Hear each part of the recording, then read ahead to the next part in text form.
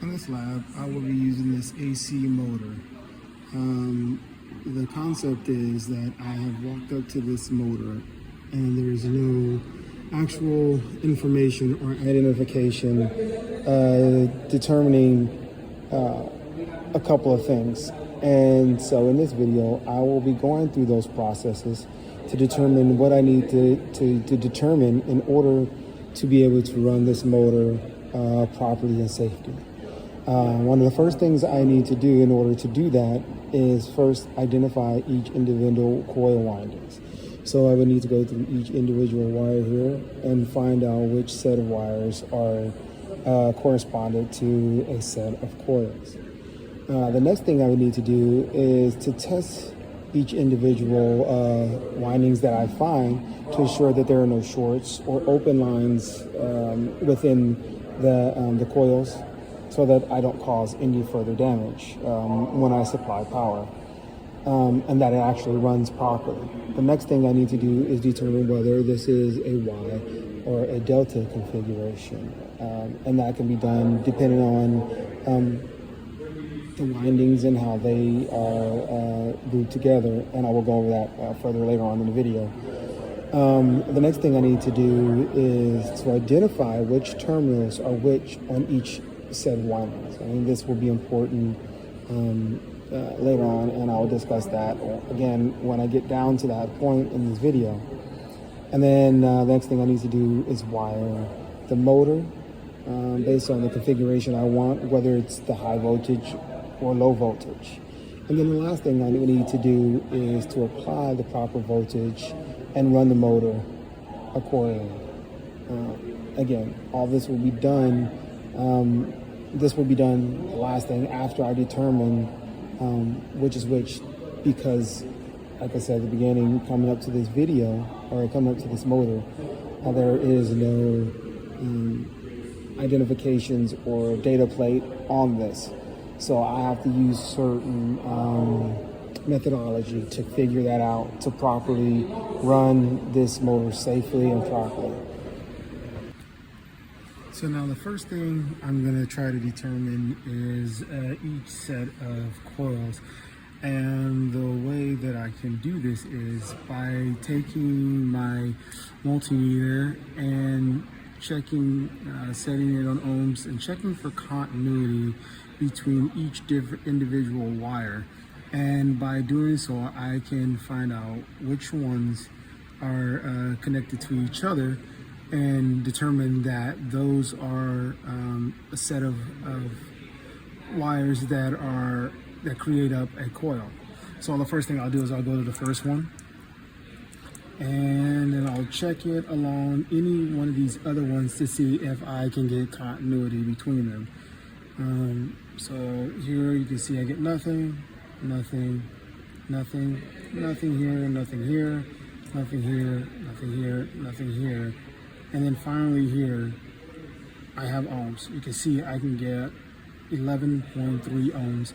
And this is important, and I'll talk about this more later down the road. And this comes more into when I'm troubleshooting. So you see I have 11.3 ohms. Then what I would do is go down the line, and I would do the same thing.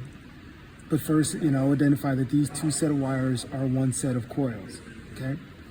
So then I would go down the line again.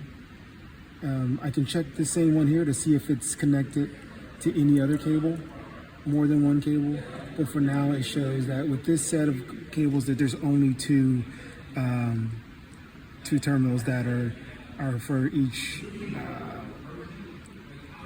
two connectors is one coil, all right? That they're only connected with two different terminals. So then again, like I said, I'll go down the line and I'll do the same thing. And you can see that there's nothing again until I get to this other wire. And again, it's 11.3, 11.4 ohms, same as the previous pair. And so forth on. I go down, next set, check again here. Good connection. 11.3, 11.4, go down the line, nothing else. So it's only connected to that cable. And so that so far is 3 sets of coils.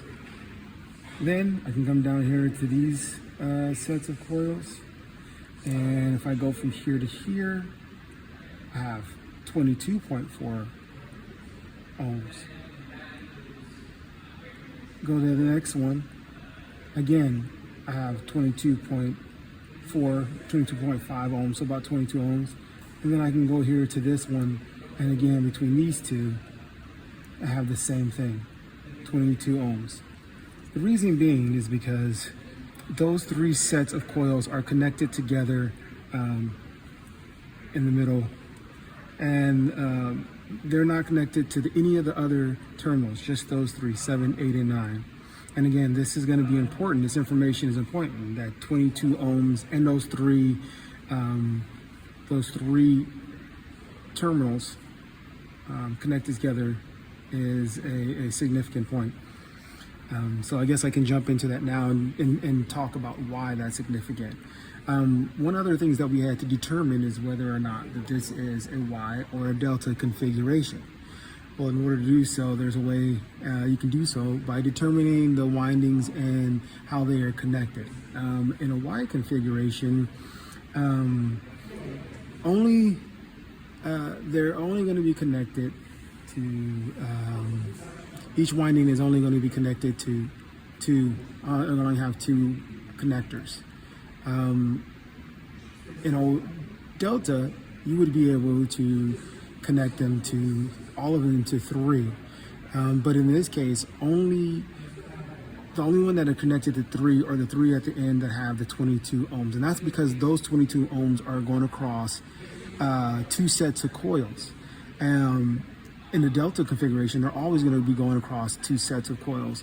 And in the Y configuration, they're only going to be, when you have coils, you're going to only be going across, depending on how you set up, is going to go across 1 set of coils. So that's why you only get half of the amount of ohms when you go across the first set of coils that first 2 or 3 sets that I went over only had 11 ohms versus 22, because you're only going across 1 set of windings.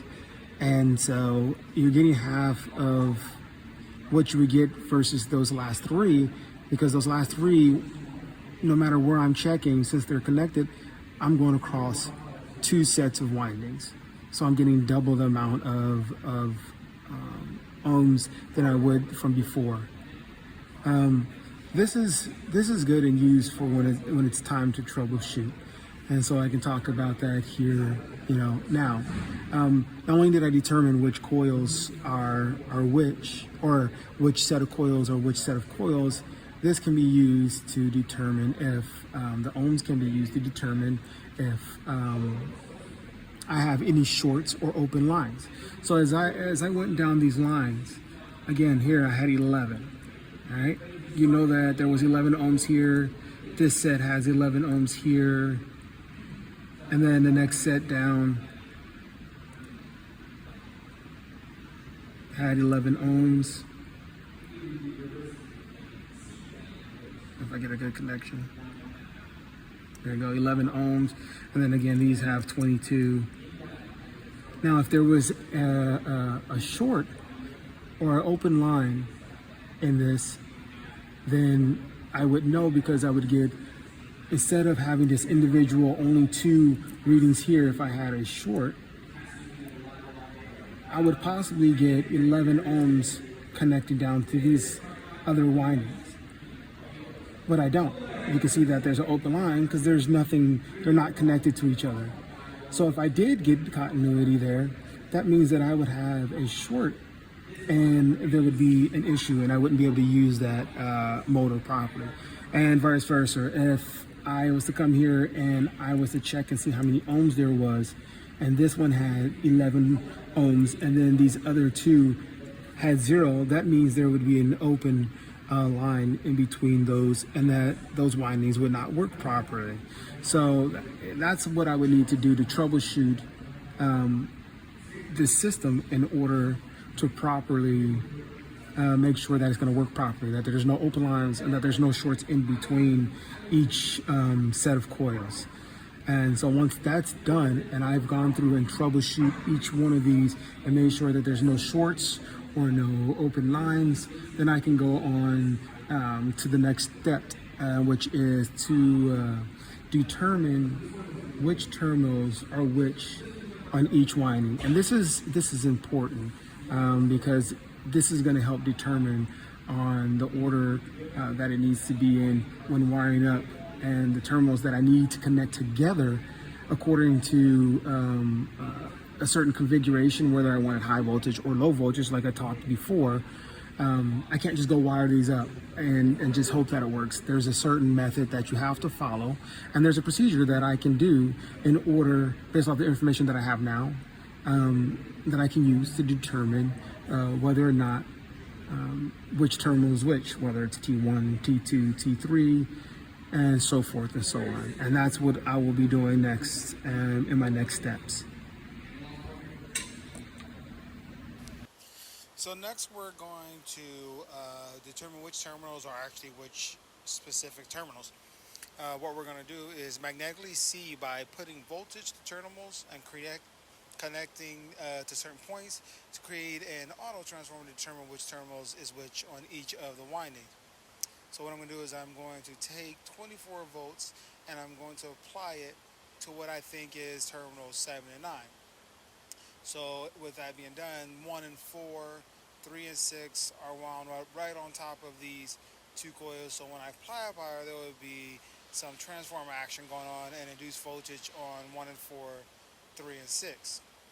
But also, it will not induce a voltage on 5 and 2 because they're not on top of those coils. So when I did so, I found that it induced roughly about 3 volts on 1 and 4 and 3 and 6. And of course about 0 volts, roughly maybe 1 or 2 volts on, which is basically 0 on 2 and 5. We then will go around and apply power to 7, 8, 8, and 9, and should get the same reading on the corresponding coils. By doing this and the process of elimination, we can determine which set of terminals we have. But the next, we need to actually find out which terminal is actually which. So whether it's 3 versus 6, or 1 versus 4, or 2 versus 5. To do so, we need to see how the voltage we applied and the induced voltage interact with each other. So we start with 3 and 6. We'll put a jumper between 6 and 9, and then create an auto transformer between the windings, as shown in this diagram. And then we're going to see the induced voltages and how those voltages are going to interact. I'm going to first put one lead from my meter on 7 and one lead on what I believe is to be 3. And we're going to see if it has an additive or subtractive amount on 3 and 6. 3 and 6 should have an induced voltage of about 3 volts, and 24 volts was added to 7 and 9. This test is to see which one is 3 and which one is 6. If we get an additive number, so 27, then we know that indeed that is terminal 3. We would then change the jumper and put it on 3 and 9 and add the 24 volts to 7 and 6, and we should get a subtractive voltage of 21, confirming that terminal is actually 6. We would do this test all around. So now that I have everything identified and I have found out every different terminal, which one it is, the configuration, whether it's Y or delta, I was able to properly run this motor without damaging anything, and I was able to run it to the actual RPMs that it says. And so now it's running, and I know the proper way to set this motor up